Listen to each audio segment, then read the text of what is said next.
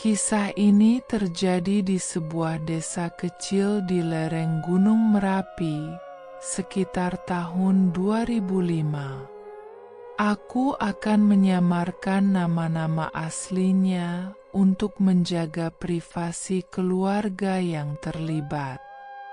Tokoh utamanya bernama Mas Darno, seorang pria sederhana yang hidup miskin bersama istrinya, Bu Sarti. Mereka tidak punya anak, tidak punya sawah, hanya tinggal di rumah kayu reot. Tapi dalam waktu 6 bulan, hidup mereka berubah secara drastis. Mas Darno tiba-tiba punya mobil, toko kelontong, sapi puluhan ekor, bahkan tanah luas di beberapa desa. Tapi perubahan itu datang dengan harga mengerikan.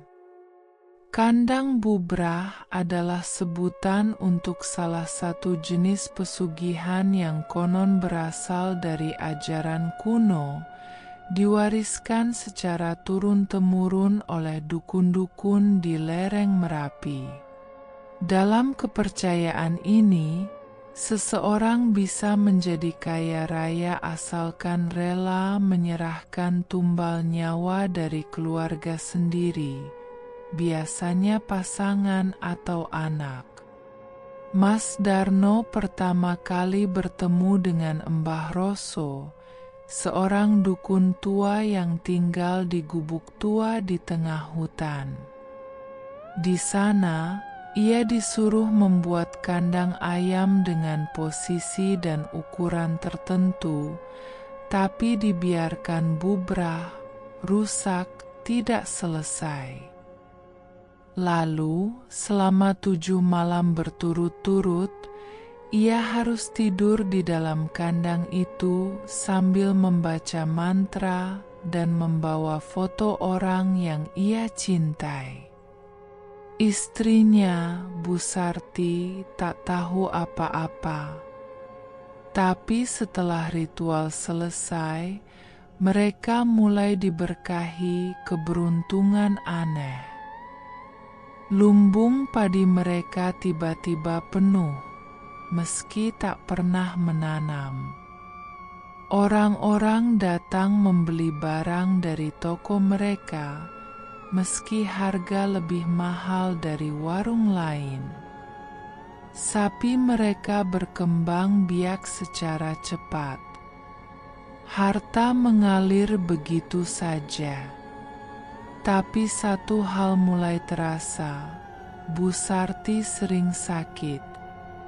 Kepalanya seperti ditusuk-tusuk, badannya memar seperti dipukul. Dan tiap malam ia mengigau, "Jangan bawa aku, jangan, aku bukan tumbal." Tepat 40 hari setelah Mas Darno menyelesaikan ritual, Bu Sarti meninggal secara tragis. Ia ditemukan di kandang ayam dengan leher tergantung menggunakan kain jarik. Warga menyangka bunuh diri. Tapi saat jenazahnya dimandikan, terlihat bekas luka cakaran dan lebam di seluruh tubuhnya. Sejak saat itu, Mas Darno menjadi sangat tertutup. Tapi anehnya, kekayaannya malah semakin melimpah. Orang-orang mulai berbisik, itu pesugihan kandang bubrah. Tumbalnya sudah diambil. Setelah kematian istrinya, banyak warga yang mengaku melihat penampakan Bu Sarti di sekitar rumah Mas Darno. Dia berdiri di depan kandang ayam, matanya kosong, lehernya miring, rambutnya panjang menutupi wajah. Kadang tertawa, kadang menangis, kata salah satu tetangga. Mas Darno sendiri mulai berubah.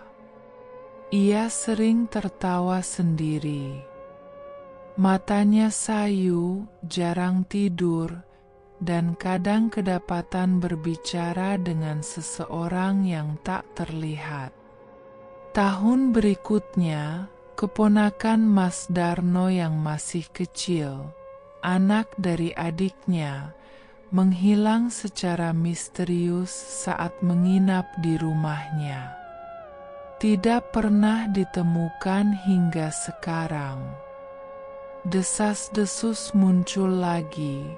Ia menjadi tumbal kedua. Salah satu warga yang penasaran mencoba mengintip rumah Mas Darno pada malam Jumat Kliwon dan mengaku melihat sosok bayangan hitam besar bertanduk duduk di kursi tamu dengan mulut penuh darah. Tahun 2008, Mas Darno jatuh sakit parah.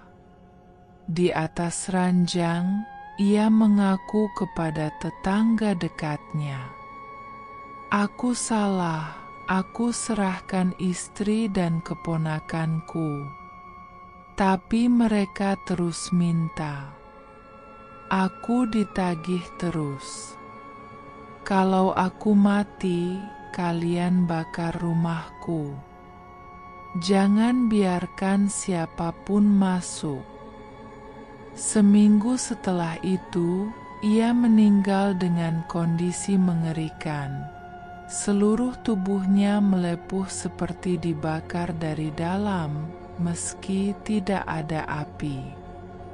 Warga membakar rumahnya, dan dari abu rumah itu ditemukan bangkai ayam dan tulang-tulang kecil yang tidak bisa diidentifikasi. Kandang yang masih berdiri. Kini hanya kandang ayam kecil yang masih berdiri. Tak ada yang berani menyentuhnya. Bahkan rumput tak mau tumbuh di sekitarnya. Warga bilang, malam-malam tertentu masih terdengar suara wanita menangis dari arah kandang itu. Dan siapapun yang mendekat akan bermimpi didatangi sosok bertanduk yang menawarkan kekayaan dengan suara serak. Tumbalmu siapa kali ini? Terima kasih telah menonton video channel Kisah Horor 24. Semoga penonton dan pendengar setia Kisah Horor 24 bisa terhibur. Tunggu video Kisah Horor 24 berikutnya.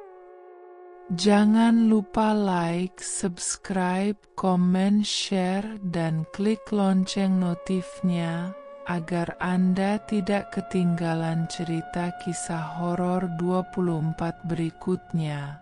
Wassalamualaikum warahmatullahi wabarakatuh.